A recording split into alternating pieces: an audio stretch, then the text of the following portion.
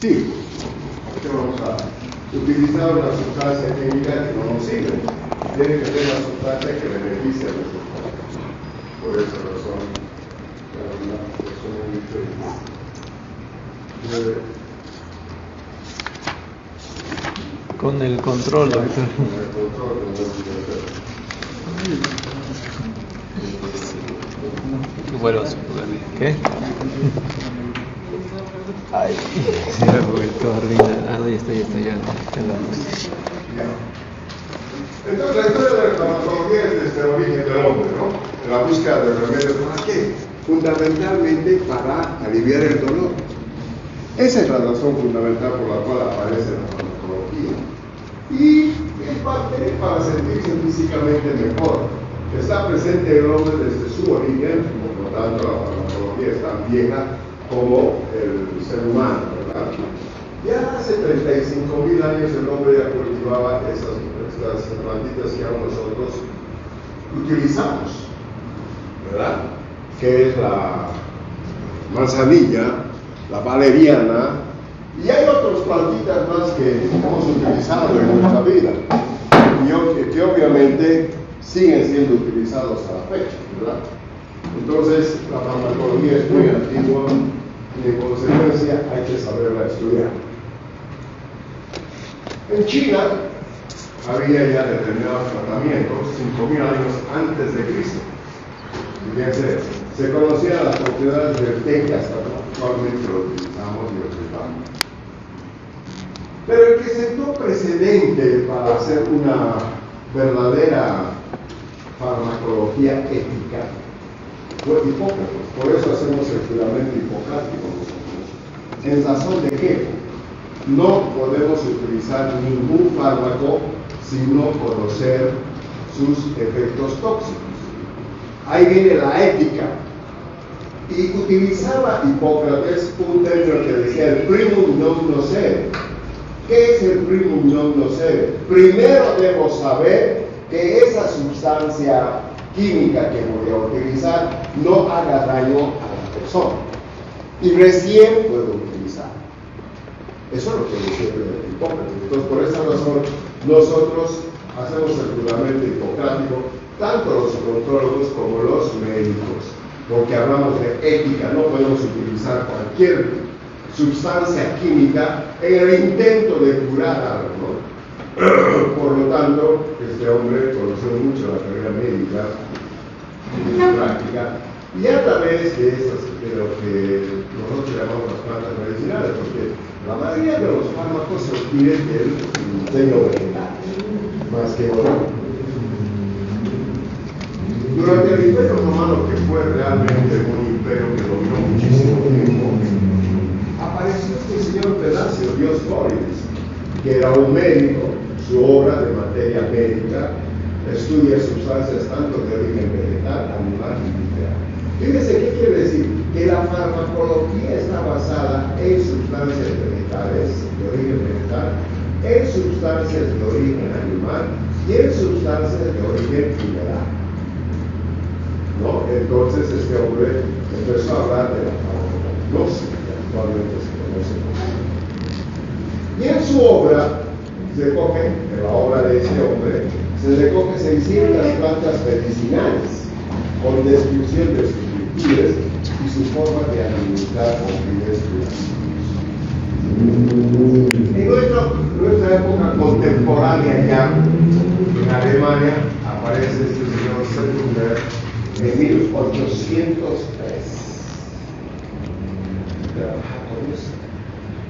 Obtiene la morfina a partir del opio. ¿Eso qué quiere decir, jóvenes? De que por la primera vez que alguien estudió el opio, porque el opio se conoce desde la época de... Cuando digo morfina, ¿a qué se refiere? Calmante. A ver, ¿quién le puede decir? Analgésico, doctor. ¿Quién? Un analgésico. Al Dios Mor. Te ayuda a calmar el dolor. Pero el Dios Morfeo, ¿dónde existió? ¿En qué civilización? Exacto, en la mitología griega. Entonces, fíjense, recién en el año 1800, en nuestra época, estudiamos que aparece la morfina, que es un derivado del opio, cuando este opio, junto con la morfina, se utilizaba ya desde la época de los griegos. ¿Qué quiere decir eso? Que en las grandes peleas y luchas que tenían los griegos, seguramente había gente pues, que quedaba herida, ¿no? Y le daban ese medicamento, este fármaco, y obviamente decían que se encuentre con el dios Morfeo, que es el dios del sueño. Porque el opio, además de ser analgésico, también es hipnótico. ¿Qué quiere decir? Que hace dormir, ¿verdad? Luego un colega de este alemán, en este año, que enseña más o menos a los 30 años, Schroeder, incorpora el microscopio para determinar la farmacoquímica. ¿Lo comprenden? Entonces, estudiar la estructura química, la estructura misma de la sustancia química, significa el estudio de la farmacología con el microscopio. En consecuencia, esto se denomina farmacología. ¿Qué es la farmacología entonces? Con estos antecedentes muy breves decimos una ciencia que estudia las modificaciones del organismo por las sustancias químicas. Las modificaciones que producen las sustancias químicas sobre el organismo vivo. ¿Me dejo entender? Sí. Por ejemplo, el alcohol es una sustancia química, pero no es un medicamento. Pero interactúa con el organismo que produciéndonos que borrachera, ¿verdad? Interactúa. Bueno, entonces esa también es un fármaco. Y se utilizan, cuando estas sustancias químicas se utilizan con fines beneficiosos, se llama medicamento o fármaco. Pero cuando se utiliza con fines o no terapéuticos, sino de otra naturaleza, se denomina droga. Por lo tanto, no quiero que ustedes digan, esa droga. No es droga, es medicamento. La droga es la cocaína, la marihuana, la misma morfina, ¿verdad? Cuando no se utiliza para fines hospitalarios. Entonces, cuando se utiliza una sustancia química que supuestamente vende en la farmacia, hay que decir medicamento o fármaco, no droga. ¿Estamos de acuerdo?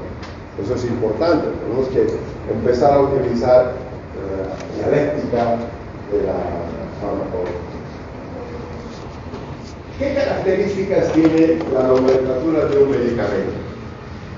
Primero, como ya conocemos el microscopio, lo primero que tenemos que saber es el nombre químico. Denota la composición química y estructura del medicamento. Por lo tanto, se denomina nombre químico, ¿verdad? Cuando ese nombre químico, para poder sintetizar, vamos a ver un poquito más ya, para hacerlo más cortito, se utiliza el nombre genérico. El nombre genérico. ¿Qué es el nombre común o síntesis del principio activo o del componente químico? Y finalmente la especialidad farmacéutica o también nombre de fantasía se llama a aquella sustancia que le da un determinado laboratorio. El diclofenaco sódico, por ejemplo, es el nombre genérico. Donde uno vaya a la farmacia de diclofenaco sódico, dice, le pueden dar de la marca de Tecnofarma, de Capone, lo que fuera. Pero cada firma tiene su nombre. Por ejemplo, Tecnofarma tiene el nombre de Lertus. Pagó tiene el nombre de Diclofen o no sé qué otro nombre tiene. Y así yo utilizo más el nombre genérico, ¿no? Pero el nombre de fantasía o nombre comercial es el que le da cada institución o fábrica o laboratorio que fabrica ese o sintetiza ese medicamento. Yo le puedo poner dicloterrazas, por ejemplo, ¿no? Si tuviera mi laboratorio. Ese es el nombre de fantasía, pero sigue siendo diclofenaco sódico. El nombre genérico no cambia en el mundo. El nombre genérico se maneja aquí y en la China como diclofenaco sódico. ¿Me han entendido, verdad? Pero el nombre en chino Chinchuantuanturri debe de ser, no sé. Pero sigue siendo diclofenaco sódico, ¿verdad? Muy bien. Un ejemplo de estas tres denominaciones, el nombre químico, ahí está, alfa-aminobensilpenicilina. Por ejemplo, ese es el nombre químico de la estructura química. Y el nombre genérico es la síntesis de este, que se llama ampicilina. En vez de decir alfa-aminobensilpenicilina, dice ampicilina. Y ese nombre de ampicilina es de, ¿cómo puedo decirles? Es el nombre genérico que no cambia en ningún país del mundo. Eso lo maneja la Organización Mundial de Salud y nadie puede cambiar. Pero claro, las empresas que trabajan a esta misma ampicilina le dan su propio nombre, ¿no? Ampliben, Omnipen, trifacilina, por ejemplo, le dan su nombre a Pagó, ¿verdad? Entonces, pero ese es un nombre de facturación, un nombre de comercial. Obviamente, los fármacos genéricos tienen un valor más bajo que los fantasiosos o los comerciales. ¿Qué tipo de medicamentos conocemos o debemos conocer nosotros? Esenciales, similares y huérfanos. ¿Qué son esenciales? Son aquellos que responden a la necesidad de todos nosotros. Medicamentos esenciales. Si yo trabajo en la institución del Seguro Social Universitario, tengo que comprar los medicamentos esenciales, que quiere decir que responde a las necesidades de todos ustedes, incluyéndome a mí, porque para adultos y niños y jóvenes, ¿verdad? Entonces, esos son medicamentos esenciales. No se puede trabajar en una institución de salud si no tienes lo esencial como fármacos para responder a las necesidades. Estoy pasando tras eso, robando. Bueno, y similar quiere decir que tiene una estructura química similar y que pueden tener reacciones adversas similares o una acción farmacodinámica similar. Por ejemplo, hay un nombrecito que es,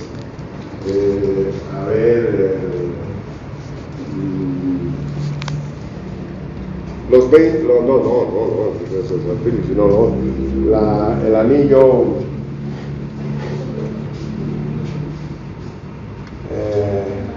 los betalactámicos. Bueno, los betalactámicos son las penicilinas y también las cefalosporinas, ¿verdad? Tienen diferente estructura en su cadena lateral y tienen diferente acción muscular. Digo, acción contra las bacterias.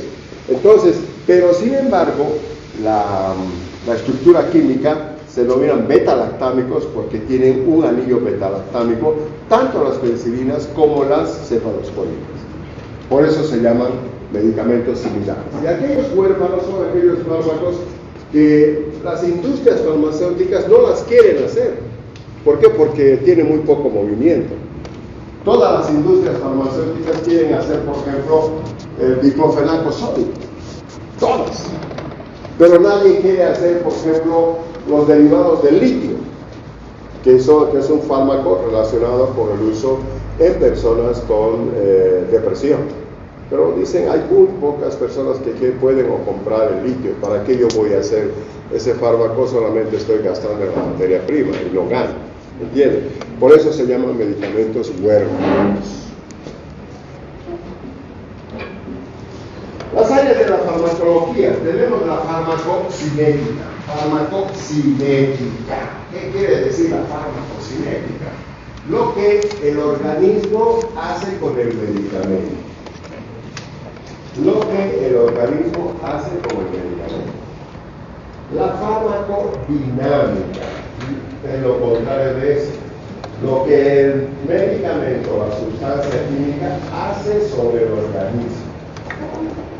Y la farmacoterapia, utilización de fármacos, tratamiento y prevención de enfermedades. Quiere decir, la farmacoterapia no solamente es el uso de sustancias químicas beneficiosas para el tratamiento, sino también para la prevención de enfermedades. Por ejemplo, podemos hablar en este momento de las vacunas, ¿verdad? Entonces son sustancias químicas farmacodinámicamente activas que sirven para la prevención de enfermedades. Guarde su celular. No lo voy a llevar el celular que vea ahí, que esté chateando. Porque yo estoy sacando la mugre aquí y estoy chateando. Fíjense. Los anticuerpos son producto del efecto de las vacunas. la vacuna es un antígeno y las respuestas son anticuerpos. Entonces la farmacoterapia se puede utilizar en sustancias químicas para el tratamiento y para la prevención. Y la toxicología es el conocimiento, el estudio de los fármacos, pero desde el punto de vista de sus efectos tóxicos o de acciones adversas. Por eso se llama toxicología. Y la farmacognosia es el conocimiento de dónde se obtiene este fármaco, del reino animal, del reino vegetal, del reino mineral, etc. Pero la mayoría de los fármacos debe pensar que se obtienen del reino vegetal. Esta es una investigación para nuevos fármacos. Rápidamente vamos a pasar esto. ¿Qué significa esto, la síntesis de fármaco? ¿Qué quiere decir síntesis? Hacer otro fármaco. Para eso los laboratorios que se encuentran en el mundo, no nosotros, aquí por Bolivia, no hay laboratorios que hagan síntesis de nuevos fármacos, nuevos estoy diciendo, ¿verdad?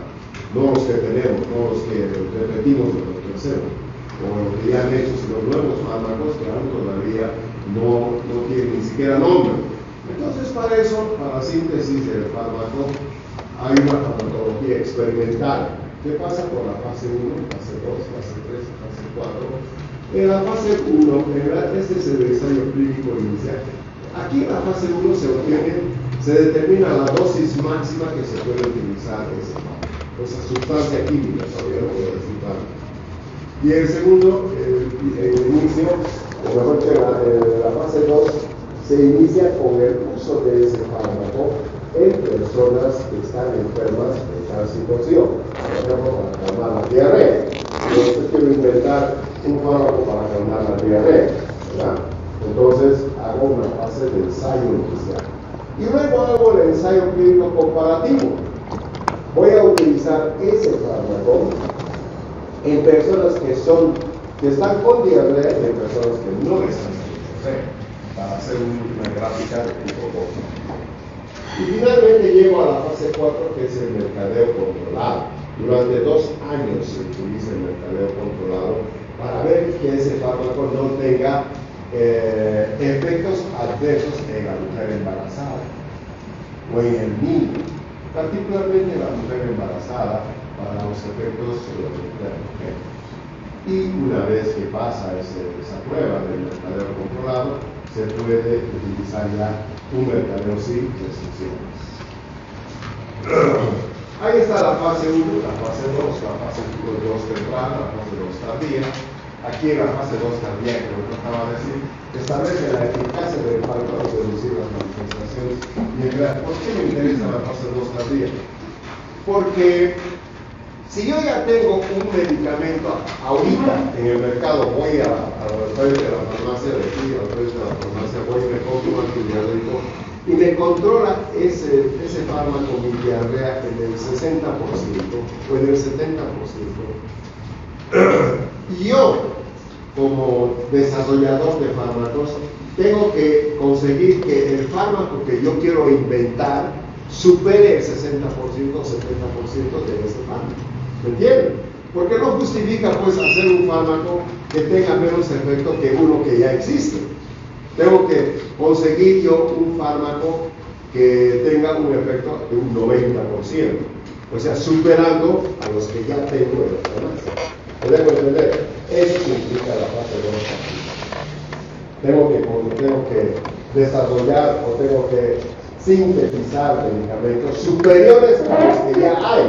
No puedo hacer inferiores, no vale la pena. ¿Para qué vas a hacer? Si me controla la diarrea un 60%, yo tengo que buscar un fármaco que controle el 90%. Si no, ¿para qué voy a hacer yo vender un fármaco que me controla el 50% o 40% de la diarrea? Si tengo que ir a uno que me controla el 60%. Debo entender, a eso se refiere.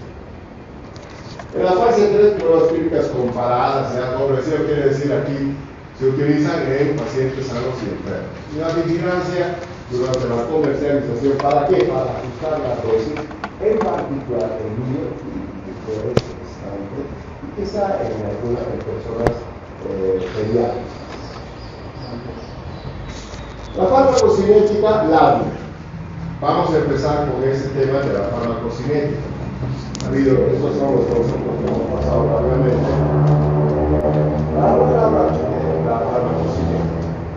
¿Qué es la farmacocinética? Es el efecto del organismo sobre el fármaco. Y está manejado por este conjunto de letras, LAPME, que quiere decir liberación, absorción, distribución, metabolismo y excreción. Entonces, todo eso es farmacocinética. Lo que el organismo está haciendo al cuerpo, o mejor dicho, lo que el organismo hace sobre el medicamento. ¿Ya? Está destruyendo al medicamento. La farmacocinética anula los efectos del fármaco. Recuerden eso, porque si no habría farmacocinética, una borrachera me puede durar 2 años, o 1 año, o 1 semana. Gracias a la farmacocinética se elimina ese alcohol que tengo en el cuerpo, que estoy emborrachando, para que yo trabaje normalmente o haga mis cosas normalmente, ¿no? Gracias a mi organismo que ha metabolizado el alcohol. Un fármaco en el organismo debe superar muchas barreras biológicas antes de llegar al receptor. Por ejemplo, si yo me tomo un vaso de alcohol, un tuflán o un whisky, tiene que atravesar la barrera de la mucosa gástrica para llegar al plasma sanguíneo. El plasma sanguíneo tiene que ir hasta el cerebro, pasar la barrera hematoencefálica y allá tener el efecto sobre las neuronas. Y de esa manera estoy feliz, cantando, borracho, llorando, quién sabe qué. ¿Verdad? Entonces, eso quiere decir que tiene que pasar barreras, membranas, tiene que pasar todas sustancias. Ahí está más o menos una explicación gráfica de la farmacocinética. La liberación de la sustancia, la absorción, una vez que se libera la sustancia, como en forma de cápsula, un medicamento se libera de esa cápsula y se absorbe en la mucosa gástrica y entra a la circulación sanguínea. Aquí, todo este rectángulo, un cuadradito rectángulo, es la circulación sanguínea. En la circulación sanguínea se une aquí el fármaco con las proteínas, donde se queda como fármaco fijado. Y el fármaco libre puede llegar a los receptores o puede ir como reservorios tisulares, quiere decir guardados en los tejidos. Pero recuerden, este fármaco, una vez que atraviesa, es como los soldaditos. Yo mando de aquí 100 soldados al Chapán, tienen que pasar Sacaba, tienen que pasar Colombia, y de ahí los pegan los campesinos, no los dejan pasar. Más o menos esa es la figura del fármaco que tiene que pasar distintas barreras hasta llegar al receptor. El receptor es el sitio donde se produce la acción farmacodinámica. Aquí se produce la acción farmacodinámica. Y el fármaco fijado se queda en sangre, con la unidad al generalmente. Y luego una parte de ese fármaco libre va a los receptores tisulares, por ejemplo, los pulmones. Y una vez que estos tienen su efecto, el fármaco sobre los receptores, por ejemplo, si son bacterias, tienen sus receptores correspondientes.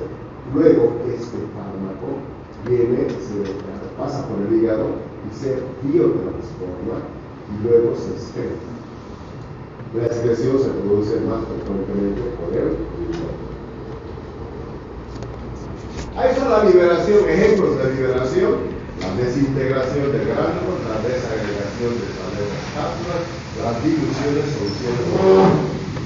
De esta manera se libera el fármaco para ser absorbido. Y va a ser absorbido de la mucosa gástrica, por supuesto. Puede conjugar. Por el proceso que vimos en la cápsula, entonces con vacunas es diferente el proceso. Las vacunas se aplican directamente sobre el músculo. ¿Recuerdas? Y tienen que pasar la barrera del músculo. O sea, depende de las sustancias. Nosotros hablamos de liberación cuando se toman los medicamentos más que todo por vía oral. Entonces, ¿cuáles son los factores que modifican la absorción, la vía de administración? Puede ser por vía oral, puede ser por vía intramuscular, puede ser por vía endovenosa, puede ser por vía subcutánea. También, factor que influye en la buena o mala absorción, puedo decir mejor o menor, los alimentos o fluidos. Si yo utilizo un medicamento después de las comidas, la absorción será menor. La formulación de la dosificación, a mayor dosis, por supuesto, la absorción será mayor. La superficie de absorción, a mayor tamaño de área de absorción, la absorción será mejor. En el intestino delgado tenemos una superficie pues grande para la absorción de los medicamentos, además de su irrigación. La boca, en este caso, que ustedes trabajan, está muy irrigada, se absorbe rápidamente los medicamentos. Vamos a ver eso cuando hablemos de anestésico total. También otro factor que influye en el proceso de absorción es la acidez del estómago. Y finalmente, la motilidad gastrointestinal, que puede estar relacionado con la diarrea, por ejemplo. Por supuesto, la diarrea habrá menor absorción del medicamento. La filtración, dentro de los procesos de absorción tenemos la filtración. ¿Dónde se produce la filtración? En el glomérulo renal, donde hay células con canales acuosos, deben ser de bajo presión molecular para poder atravesar esas baseas.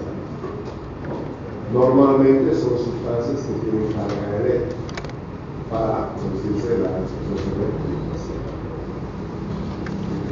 La difusión pasiva es lo que más frecuentemente se produce en los fármacos. Conocen ustedes muy fácilmente.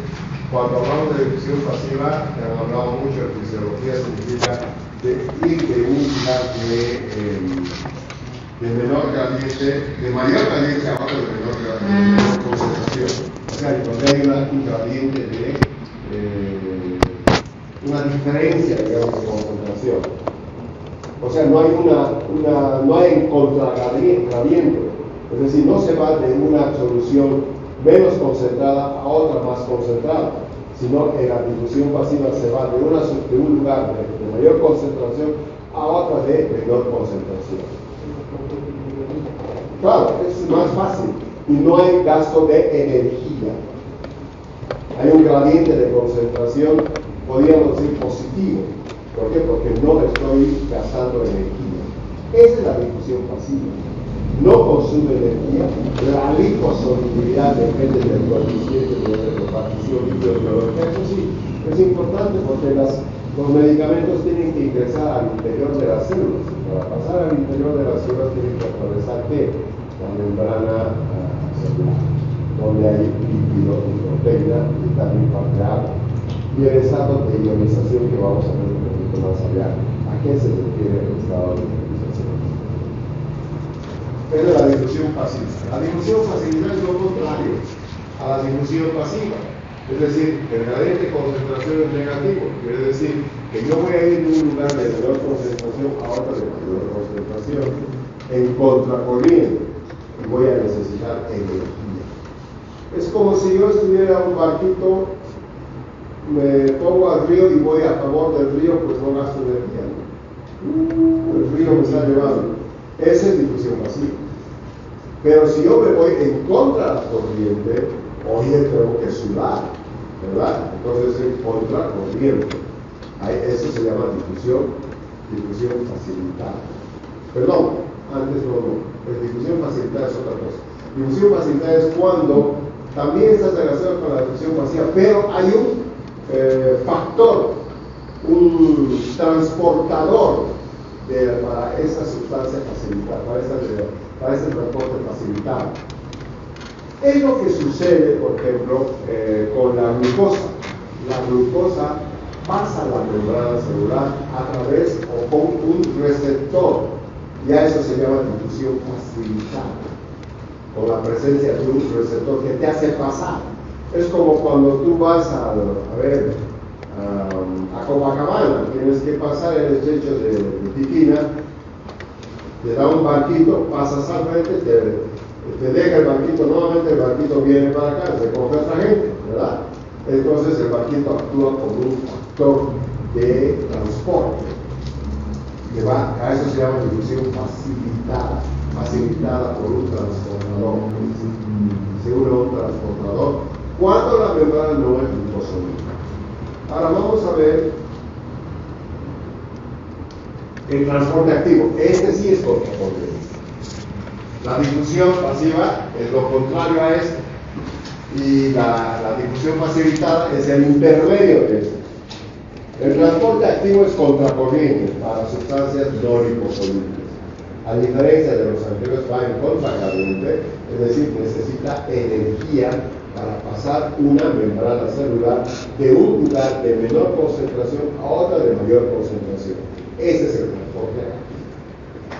La pinocitosis significa el englobamiento, endocitosis y exocitosis de la membrana celular para las proteínas, o también se emplea para las proteínas y macromoléculas. Cuando las moléculas tienen un peso molecular mayor a 1000, entonces no pasan por los canales de la membrana celular. Tiene que ser englobada esto para transportar a través de la membrana celular. Y este proceso dura aproximadamente 14 a 15 días, tiempo en que una vacuna tiene efecto. La vacuna es una proteína de alto peso molecular que no atraviesa los canales de la membrana. Tiene que pasar por pinocitosis. Ahí están las vacunas. También el hierro, la vitamina B12, pero en particular las vacunas, ¿verdad? Las vacunas tienen que pasar por pinocitosis. Y como eso necesita tiempo, por lo tanto el efecto de la vacuna va a aparecer recién en 2 semanas. Factores que modifican la absorción, la liposolubilidad del fármaco, claro que sí. Cuanto más liposoluble el fármaco, más fácil atraviesa la membrana celular.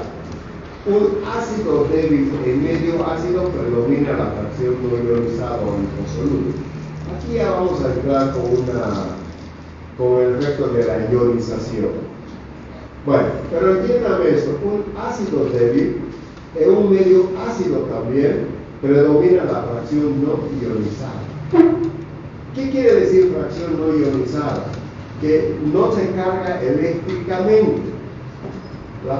Y a la ionización significa cargarse eléctricamente. ¿Estamos de acuerdo? Ahora, un fármaco base débil en medio básico predomina la fracción no ionizada, igual que esto. O sea, ácido con ácido va bien, base con base va bien, porque la fracción no ionizada es la que nos interesa a nosotros para que sea liposoluble. Entonces se absorbe bien en medio básico. Entonces aquí se absorbe bien en medio ácido. Vamos a llegar a este concepto con esto, con el pH. ¿Qué es el pH? Es un elemento parecido al pH, que es una constante biológica, donde una sustancia cuando llega a un medio celular, a un medio extracelular, se ioniza de acuerdo al pH de la sustancia, del medio. Aquí, por ejemplo, si estamos todos borrachos, seguramente estuviera lleno de olor de trago, ¿verdad? Es un medio alcohólico, tendrá su pH correspondiente.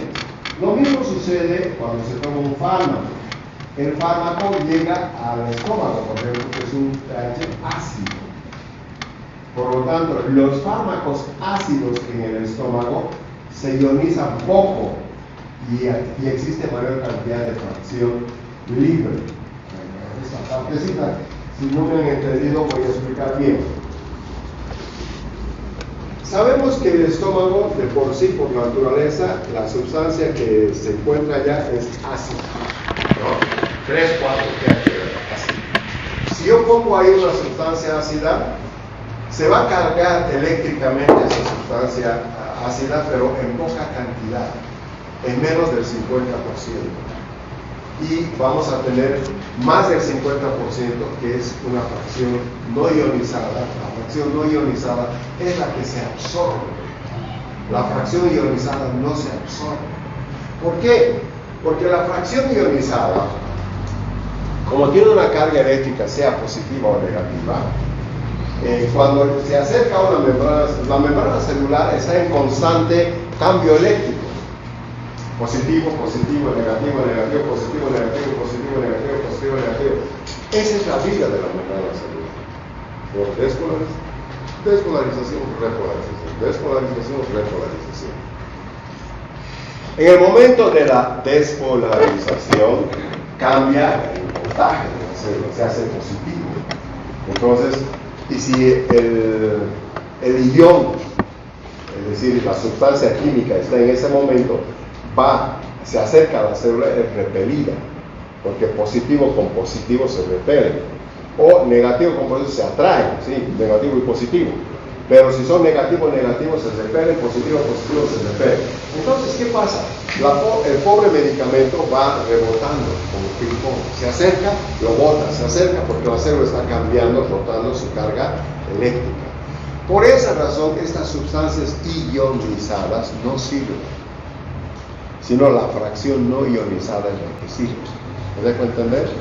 ¿Por qué? Porque la fracción ionizada no puede ser absorbido, guarda su celular, no puede ser absorbido por la membrana celular.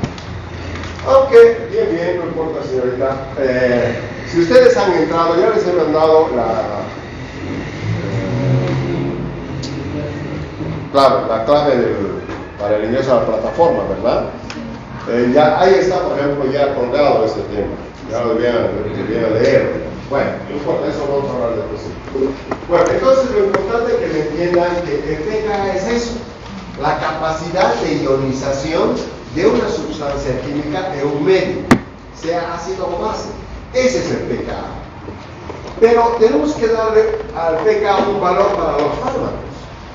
Cuando nos dice, por ejemplo, vamos a tomar la aspirina. Tiene un pKa de 3.5. ¿Qué significará eso? Que entiéndame eso por favor. Cuando la aspirina me dice tiene un pKa de 3.5, significa que esa aspirina se ioniza el 50% en un pH de 3.5.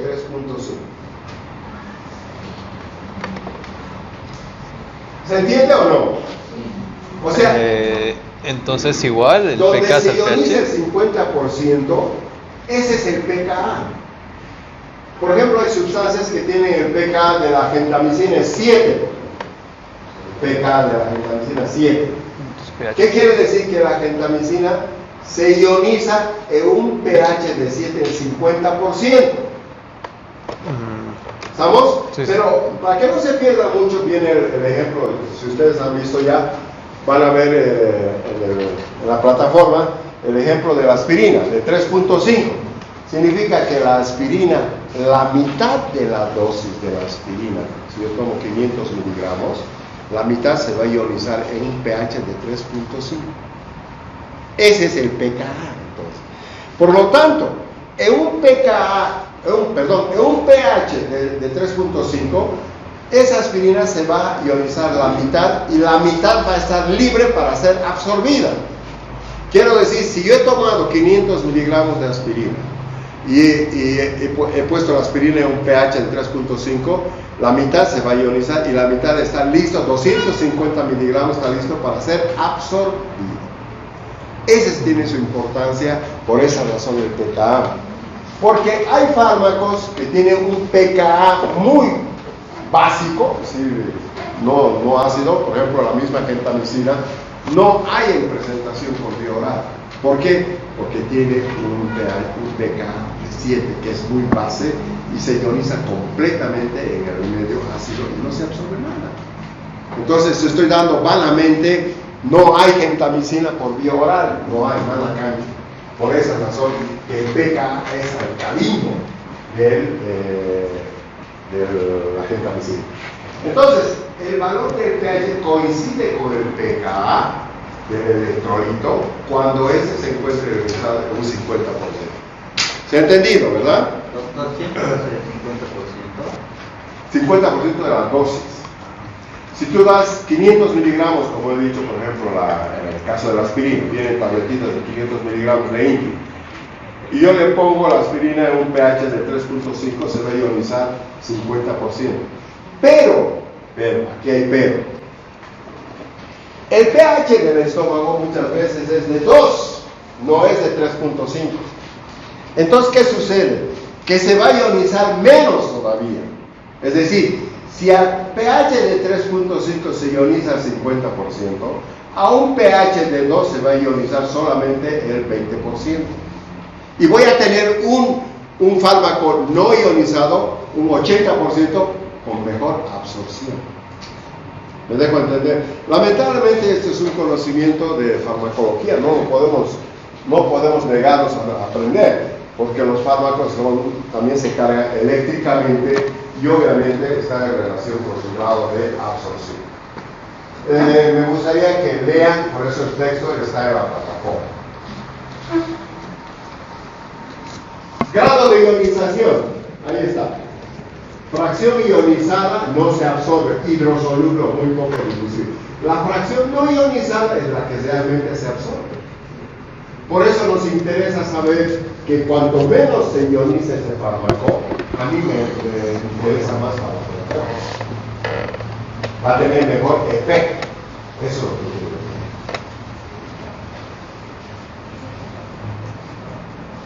Ahí está el ejemplo de la aspirina.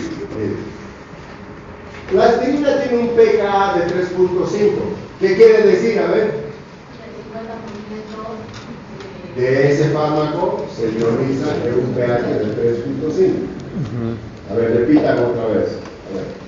Si yo digo que la aspirina tiene un pKa de 3.5, significa que esa sustancia química se ioniza en un 50% en un pH de 3.5. ¿Me entienden o no? Sí. Cuando vayan a hacer posgrado, pues eso ya no les van a explicar los profesores. Señorita, dígame, ¿a qué se refiere el pKa del fármaco que va a utilizar? Ustedes ya tienen que saber eso. Es el grado de ionización en un 50% dependiendo del pH. Repetimos nuevamente. A ver, bien.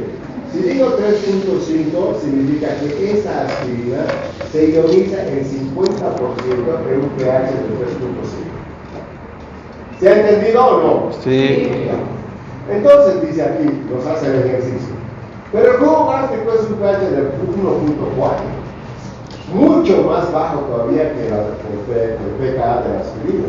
Entonces, si se ioniza 50% de un pH de 3.5, en 1.4 se va a ionizar pues muy poco, casi nada.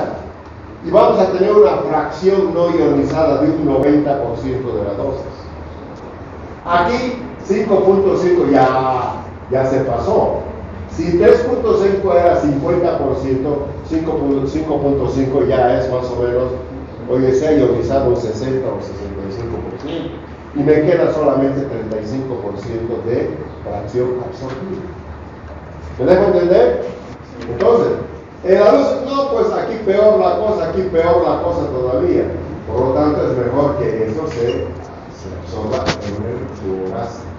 Porque a nivel de la luz intestinal con un pH de 6 o 7 y el plasma no se va a absorber, se va a ionizar completamente. O sea, los ácidos son enemigos de los álcalos.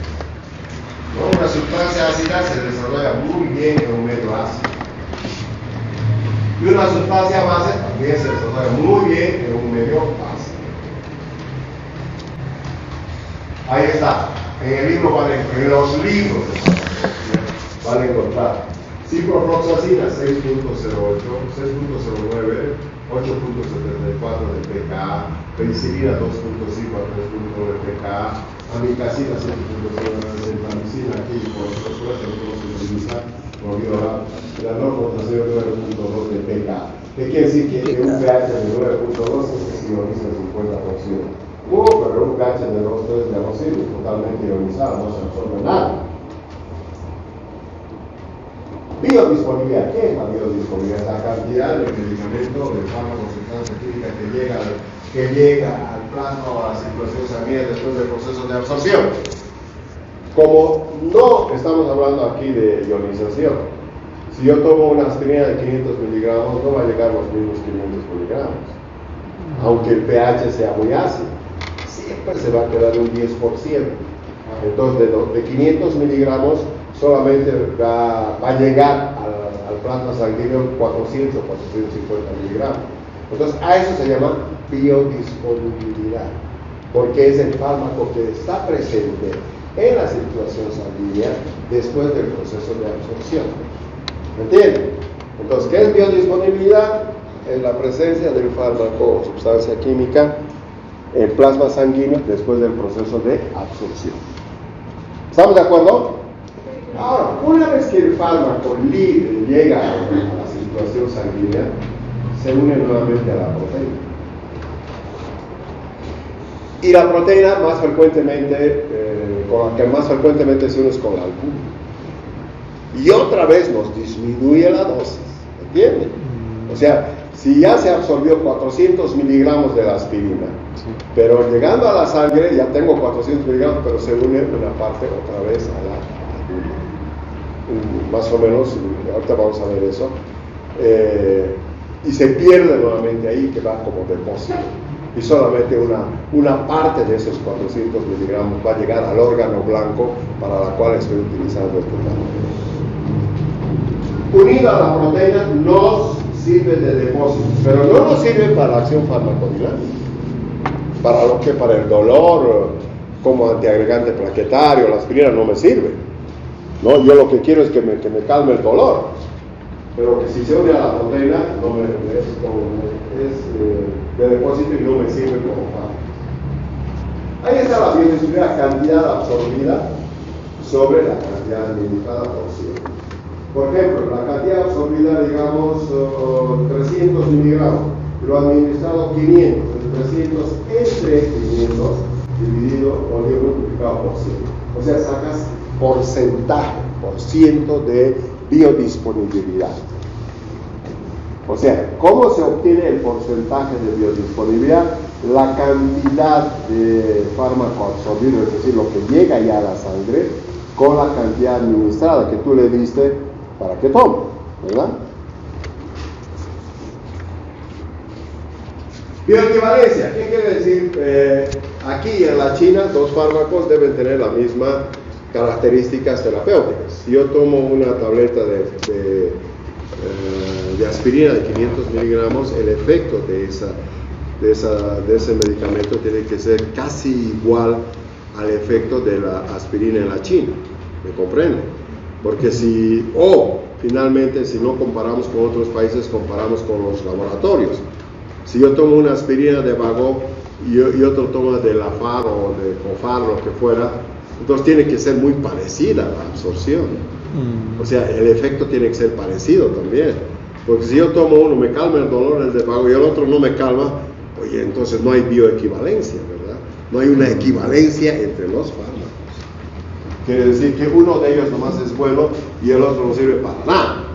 Entonces, la FDA, quien controla los fármacos, indica que las curvas de concentración plasmática, en función de los tiempos comparativos, no variarán dentro de un margen de tolerancia determinado como aceptable. Y además los efectos mismos.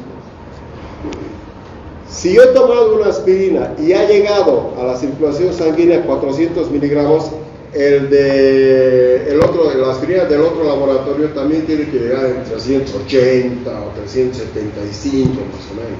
Sí. Y tiene que tener más o menos el mismo efecto biológico, porque si no, no sirve de nada. A eso se refiere bioequivalencia. Clasificación de las vías. ¿Cómo tomo yo medicamentos? ¿Por qué vía voy a utilizar? Etcétera. Por lo tanto, tomando en cuenta estos factores que se llama de alteraciones del cambio eléctrico de las sustancias químicas, etcétera, a veces nosotros podemos utilizar diferentes vías para evitar, por ejemplo, ya la ionización exagerada en el estómago y utilizar por vía endovenosa o intramuscular, evitándome el problema de la mucosa gástrica. Por eso vamos a hablar ahora de las vías. La vía enteral puede ser oral, bucal, sublingual y rectal. Todas son vía enteral. Vía oral, bucal, sublingual y rectal. Vía tópica cuando yo aplico el fármaco o la sustancia química en la piel. Puede ser cutánea, puede ser conjuntival, nasal, óptica o pulmonar. Miren, aquí hay diferentes vías. Miren, este es intramuscular, este es subcutánea y este es endovenosa. Entonces, cada uno de esos tiene su forma y su aplicación de acuerdo a la necesidad del paciente. Vamos a ver un poquito más allá. La vía oral, una vez que es absorbido el medicamento, pasa a los capilares a los capilares del estómago.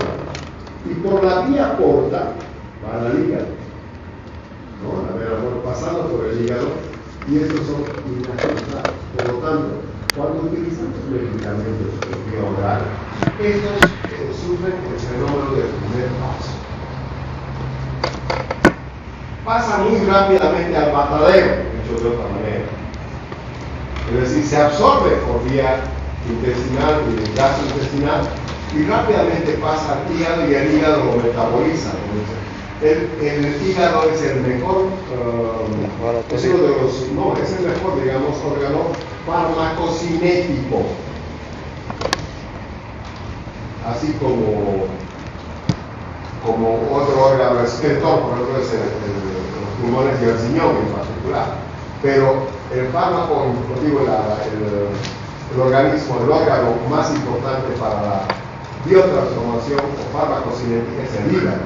Entonces, el estómago se toma el medicamento y por la vena porta pasa al hígado y sufre este efecto del primer paso, destruyéndose el medicamento y pasando una partecita, ¿no? O sea, para continuar en la circulación mayor. Entonces, esta es otra acción farmacocinética que impide lo que el organismo le está haciendo al pobre medicamento. Lo lleva con su destructor. Al medicamento lo lleva a su destructor, que es el hígado. Y a eso se llama fenómeno del primer paso. Primer paso, ¿por qué? Primer paso de la sangre. En la primera entrada a la sangre sufren esa destrucción del medicamento. ¿Cuáles son las ventajas de la vía oral? Vean, ¿no? Fácil, cómoda y económica, segura en caso de sobredosis. Esto es lo único más interesante. Segura porque en caso de sobredosis es posible ventilar mediante la utilización de sondas, etc., para evitar la intoxicación. Y las desventajas es que su uso es limitado para algunos medicamentos donde no sufre la ionización o sufre mucha ionización, pues no se utiliza, ¿verdad? Acción lenta, ¿por qué? Porque se tiene que pasar muchas barreras y también disminuye su efecto farmacodinámico, por este fenómeno del primer paso. Cuando nosotros utilizamos la vía endovenosa, por ejemplo, ese fenómeno del primer paso no existe, no hay. Ahora, aquí también debo adicionar algo importante. Cuando el paciente está con un padecimiento grave, no voy a utilizar pues la vía enteral, no voy a estar dando tabletitas, por favor. Tengo que utilizar la vía intramuscular y si es posible la vía endovenosa. ¿Cómo es posible que yo hospitalice a un paciente para darle por vía oral? Que se vaya a su casa. ¿Para qué lo voy a hospitalizar? Si lo voy a hospitalizar es porque el paciente está grave, tengo que utilizar medios que sean mínimamente intramuscular y mejores que el endovenoso. Por lo tanto, ahí la vía oral tiene esa desventaja. Es inactivación, produce inactivación gástrica, irritación gástrica, efecto de la dentadura, etc. Pero más frecuentemente esto, una acción lenta y poco eficaz desde el punto de vista farmacodinámico. La sublingual. Miren, la sublingual tiene esta ventaja, elude el primer paso, el fenómeno del primer paso, y de buen efecto. Mejor efecto que la vía oral normal. Y la desventaja es que solamente puedo utilizar medicamentos muy pequeñitos, porque es un área pequeña de absorción. No puedo utilizar una casencia de ahí, ¿no? Me va a molestar. Son tabletitas muy chiquititas para la vía sublingual. Esa es la gran desventaja. Sin embargo, se absorbe muy bien en la lengua. ¿Por qué? Porque la cavidad oral está muy vascularizada y no tiene el efecto del primer paso. La vía rectal se absorbe en la mucosa del recto por transporte activo y pasivo. Cuando dice activo ya nos está diciendo que tiene cierta dificultad. Pero también es un transporte pasivo, sí es mucho más fácil. Tiene efectos del primer del primer paso, y elude parcialmente, o sea, 50% a través de las venas endocrinales media e inferior. Y pasan por el hígado a través de las venas endocrinales superior con el efecto del primer paso, el fenómeno del primer paso. ¿Eso qué quiere decir?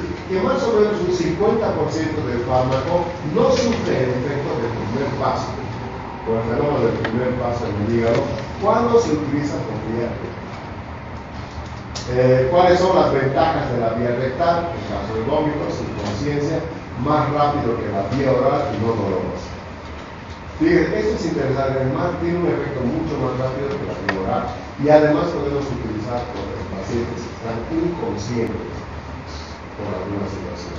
La desventaja sí tiene una absorción irregular, no es tan regular, digamos, para mucha gente no es cómoda, la rechazan inclusive, y no se puede utilizar en casos de diabetes. Las vías inmediatas, que son con efracción del epitelio. ¿Qué quiere decir eso de que yo voy a utilizar una aguja y voy a lesionar la piel? A eso se llama efracción del epitelio. La subcutánea, la intradérmica, la intramuscular, la endodérmica. De estas, más eficaz es la endovenosa, ¿no? Porque ahí sí tenemos, en la endovenosa tenemos 100% de biodisponibilidad. 100% de biodisponibilidad. Recuerden eso, cuando yo utilizo un medicamento con vía endovenosa, tengo un 100% de biodisponibilidad. O sea, no atraviesa ninguna membrana, tampoco se ioniza el medicamento. Pero hay que tener cuidado. Esta es la forma como se aplica por vía intramuscular a 90 grados, por vía subcutánea a 35 grados, por vía intravenosa, si eso es interesante, a 25 grados, y la intradérmica a 10 a 15 grados. Esas merecen tener mucho más técnica que las otras, ¿no? Esto es muy fácil de aplicar, pero hay que tener mucho cuidado con el nervio, y vamos a mencionar un nervio. Esto lo tiene que hacer una enfermera, y algunas veces nosotros, pero la que más frecuentemente podemos utilizar es el subcutáneo, por ejemplo, para la aplicación de los anestésicos. Es lo mismo. La vía subcutánea se inyecta debajo de la piel, la insulina, la heparina, la ventaja. La absorción es constante, asegura efecto sostenido, se localiza el fármaco en el lugar de equilibrio. Desventaja, no es una vía para soluciones oleosas, y además la subcutánea solamente te acercas a 2 ml. Fíjense, no puede ser más, porque si no se va a necrosar la piel. La vía intramuscular te puedes recibir hasta 10 centímetros cúbicos. La intradérmica, medio centímetro cúbico o centímetro cúbico. Eso es lo que hay que ver aquí, las cantidades. La vía subcutánea máximo 12 ml. ¿Por qué? Pueden producir escalas. Y peor todavía cuando una sustancia es irritante para la piel, va a producir más lesiones de la piel. La intradérmica, fíjense, menos de 1 ml. A diferencia de la subcutánea, hasta 12 ml, ¿verdad? ¿Para qué se utiliza la intradérmica? Efecto local útil para reacciones adversas del medicamento, para ver cualquier medicamento son adversos o alérgicos a las personas.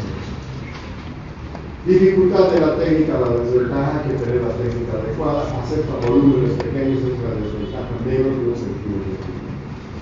Esta vía intramuscular es muy interesante, se puede aplicar a casi todos los medicamentos. Su efecto aparece a los 30 minutos y puede utilizar 5, 6, hasta 10 centímetros cúbicos que acepta el músculo. ¿Qué músculo se utiliza? El glúteo mayor, el deltoides y el cuádriceps. En los niños es más frecuente utilizar el cuádriceps. Las ventajas: rapidez de absorción, menos dolorosa, permite inyectar sustancias oleosas y además son buenas. La desventaja es la lesión del nervio, producción de escalas cuando la sustancia es muy irritante, fármacos administrativos y pueden tomar quistes, inclusive cuando se lesiona un vaso sanguíneo, a pesar de sin querer, puede sangrar ahí adentro y se van a formar calcificaciones. El consejo para utilizar la vía intramuscular es aspirar antes de inyectar, porque si inyectas en la medicación muy rápida, puede producir un efecto de sobredosis, porque ya no sería intramuscular, sino sería endovenoso, ¿verdad? Entonces tienes que aspirar. Cuando aspiras estás seguro de que no estás aplicando en la vena o en la arteria o en el capilar, y de esa manera tienes menos efectos tóxicos. Ahí está el cuadrante superior externo y el glúteo de forma perpendicular, es decir, a 90 grados con la pierna. La endovenosa, utilizando el sistema venoso, ventaja, comunicación de grandes volúmenes de solución, método rápido de introducción de fármacos. Ya les decía aquí, la biodisponibilidad es 100%. Se puede utilizar para introducir al cuerpo o administrar, administrar fármacos en grandes volúmenes, litros que se puede aplicar con bien. Pero la desventaja es que puede producir abscesos o flebitis, inflamación de las venas, y algo importante es el shock anafiláctico puede aparecernos potentemente con la vía endovenosa. Cuidado con eso. Hay que tener cuidado con eso. Porque una persona que es adicta a la penicilina y yo le estoy aplicando endovenosa, lo va a explotar con una bomba. Entonces hay que tener mucho cuidado qué sustancias se estoy aplicando de forma endovenosa que no sean muy alertizantes. Otros inconvenientes, la vía endovenosa tiene que ser lenta, 1 ml por minuto. Cuando tú le aplicas o le haces el bloqueo muy rápido, más de 1 centímetro cúbico por minuto, va a producir el shock reverso. O puede producir en el paciente insuficiencia cardíaca y podemos provocar una sobrecarga cardíaca. Por lo tanto, tiene que ser menos de 1 centímetro cúbico por minuto el goteo. La vía tópica, la cutánea, el inhalatorio cutánea, las fricciones que nosotros podemos aplicar para sustancias antiinflamatorias contra el dolor. Y la vía inhalatoria, el largo respiratorio, utilizando, como se ve aquí en el cuadrito, utilizando los lapsos de la vía respiratoria, los pulmones. Por ejemplo, se absorbe por bronce, capulares, corrientes al cerebro. Y localizado, puede utilizar con esa forma que es el contorno saludamos, que es un broncodilatador que se usa para la crisis asmática. Pero lo importante es que la vía inhalatoria utiliza la vía respiratoria, la absorción de los alveolos pulmonares para un medicamento que puede llevar a la circulación sanguínea. Todos los fármacos, cualquiera sea su vía de aplicación o administración, siempre va a llegar a donde, al sistema circulatorio. Todos, ninguno se sabe. Esta es la piel, ¿no? Este es el parche, es una forma cutánea de aplicación. Este es el alveolo pulmonar, este se utiliza por vía respiratoria, ¿no? Bueno, y este ya vimos por vía endovenosa, por vía subcutánea, por vía intramuscular y por vía oral o parenteral. Se absorbe en todo los pulmones, el estómago, este es el hígado, el estómago, el intestino delgado, el intestino grueso y el cuerpo circular.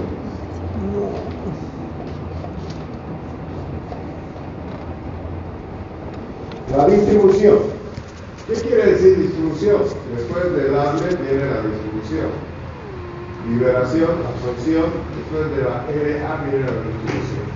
Con el torrente sanguíneo junto con los elementos figurados de la sangre, el medicamento, sustancia química, recorre toda la circulación junto con la albúmina hasta llegar el fármaco libre unido a la potencia inductora para mantener la constante de distribución. ¿Qué quiere decir eso?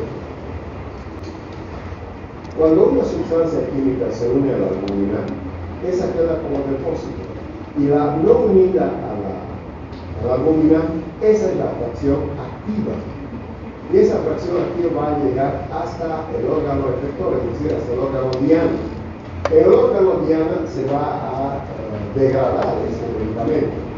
Y al degradarse, sufrir degradaciones del medicamento, va a disminuir su concentración. Y por lo tanto, ese fármaco que está unido a la proteína se libera para reemplazar, es decir, la albúmina que está unida a la albúmina de ese medicamento, se libera de la albúmina para reemplazar a ese fármaco que se ha gastado.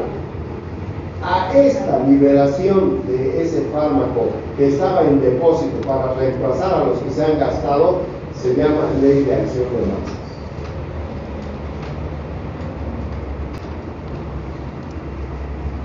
Fases de distribución inicial y segunda fase.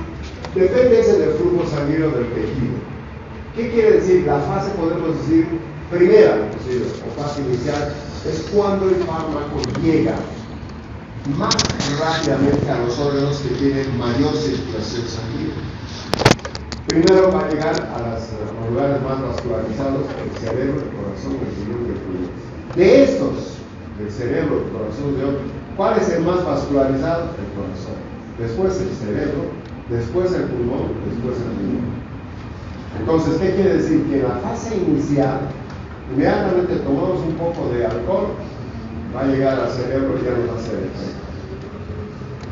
En cambio, en la segunda fase es periférica, a órganos mal vascularizados, que son hueso, piel, tejido graso. Eso pues está relacionado con el grado de vascularización del tejido. Procesos de distribución. Disuelve el plasma en el interior de determinadas células, unido a proteínas plasmáticas. El fármaco unido a la proteína. Fármaco unido a la proteína. Solo la fracción libre que no está unida a la proteína va a ser farmacológicamente activa en el lugar del órgano diana.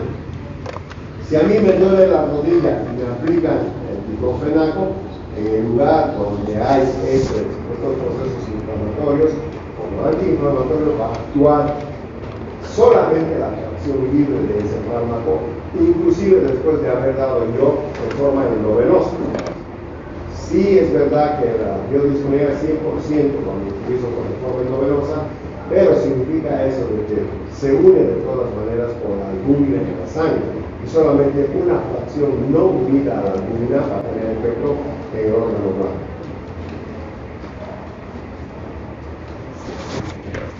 La fracción libre y la fracción ligada a la proteína plasmática. Esa es la fracción es la que va a tener la acción farmacodinámica. Y la fracción ligada a la proteína plasmática como la albúmina sirve de reservorio. Cuando esta fracción libre actúa sobre el órgano, sobre la articulación que nosotros deseamos, dependiendo del tipo de medicamento, se gasta la fracción libre, esta libera de la albúmina, se llama ley de acción de masas. Esa va como reservorio. Pero de todas maneras es una fracción no inclusiva. ¿Cuáles son las proteínas que más frecuentemente se unen a los medicamentos? La albúmina en primer lugar, en segundo lugar la alfa-glucoproteína ácida y en tercer lugar las glicoproteínas. Pero la más importante es la albúmina, con los cuales se unen. Factores que pueden alterar la unión fármaco-proteínas, competición del fármaco con la proteína. Puede haber otro fármaco que está compitiendo con la proteína. Y por lo tanto le va a ser mucho más difícil unirse a la albúmina, existirá mayor fracción libre y por lo tanto la acción farmacológica puede ser hasta tóxica. La disminución de la cantidad de proteínas por diversas causas, por ejemplo en los niños desnutridos. En los niños desnutridos los pediatras saben de que deben utilizar dosis bajas de medicamentos porque tienen poca cantidad de albúmina. Y al tener poca cantidad de albúmina, la fracción ionizada a la proteína existe en poca cantidad. Entonces hay que bajar la dosis en los niños para que puedan producir efectos tóxicos. La alteración cualitativa de las proteínas, cuando estas proteínas no se unen al medicamento por una serie de alteraciones de su calidad. El riesgo de toxicidad mayor cuanto menor sea el porcentaje de uno de las proteínas. ¿Me entienden? O sea, cuanto menos se une a la proteína, también hay riesgo de toxicidad. No necesariamente el fármaco también tiene que unirse a las proteínas para disminuir su toxicidad. Las maderas, la madera hematoencefálica, que no permite el ingreso de los fármacos, la madera hematoencefálica, solamente cuando están inflamadas. Es permeable solamente a pequeñas sustancias liposolubles y de los suelos muy pequeñas, y cuando la glucosa atraviesa por transporte especializado. Y cuando esta madera está inflamada, en caso de peligro encefalítico, sí permite el paso de los fármacos. Pero mientras tanto no permite el paso de esta madera hematoencefálica. La hematoplacentaria atraviesa la barrera por difusión pasiva facilitada en pilocitosis. Esa es la razón por la cual la madre pasa los anticuerpos sanguíneos por pilocitosis y por eso estos anticuerpos le protegen los primeros 3 meses para después ser vacunados. Vamos a quedar aquí en metabolismo, jóvenes. ¿Podemos prender las luces? La luz. Prenda las luces.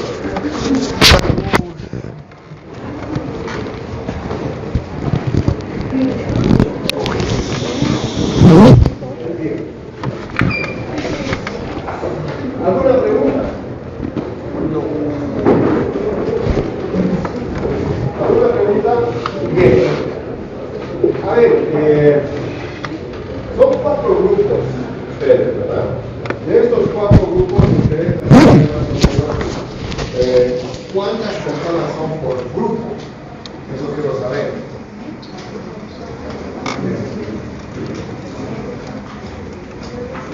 ¿Más o menos tienen una idea o no? No. A ver. Vamos a hacer lo siguiente. De acuerdo a la disposición de las autoridades, en este caso del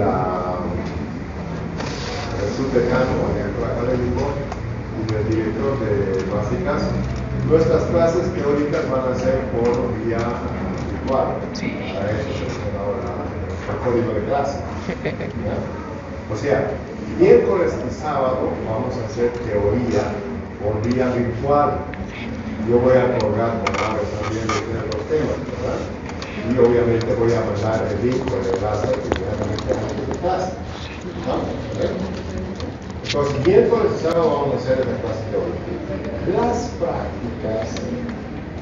A ver, yo necesito en este momento, a ver, levanten la mano los de A1. Creo que soy yo. 2, 4, 6, A2, a ver. Ya. A ver, B1. B2. Eso es la mayoría, ¿no? Por lo menos. Yo soy de la 1.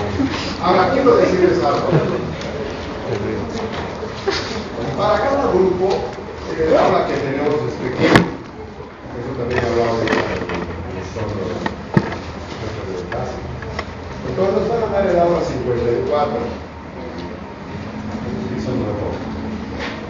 Donde vamos a hacer prácticas, 2 grupos. A1, A2 puede ser, y B1, B2. ¿Ya? A1 y A2 podemos hacer lunes o podemos hacer martes, no hay problema. Pero todavía hasta este momento no tenemos materia avanzada con la práctica. Eso también he explicado al director de carrera, al director de base. ¿Qué práctica van a hacer si todavía están empezando a conocer la tecnología? Entonces, vamos a tener un poco de tolerancia, pero entiéndanme, por favor, no me vuelvan a preguntar, porque molesta cuando vuelvan a preguntar en el chat y dicen, ¿y cuándo voy a hacer práctica? Vamos a hacer práctica en el momento en que la teoría tenemos avanzado un poquito, ¿ya? Y vamos a hacer práctica de 2 grupos en 2. de 2 en 2, de otra manera. Y lo vamos a hacer en la hora 54. A1, A2, eso vamos a fijar nosotros a través de la comunicación virtual que vamos a tener. Y el B1, B2 lo vamos a hacer también, puede ser un viernes, no hay problema, de forma presencial en la hora 54. ¿Se ha entendido eso? Bien. Entonces, el próximo paso es nuestro segundo encuentro, ya por vía virtual, el día sábado a las 9 en punto. Vamos a entrar, yo voy a enviar el link y vamos a continuar con la materia. ¿Listo? Y vamos a terminar, yo creo, la materia general es un poquito largo, son 160 diapositivas que resolver. Entonces, ahora quienes van a estudiar solamente con la diapositiva, no está fácil. ¿Han averiguado ya los libros o no? ¿El libro han averiguado? ¿Qué dice?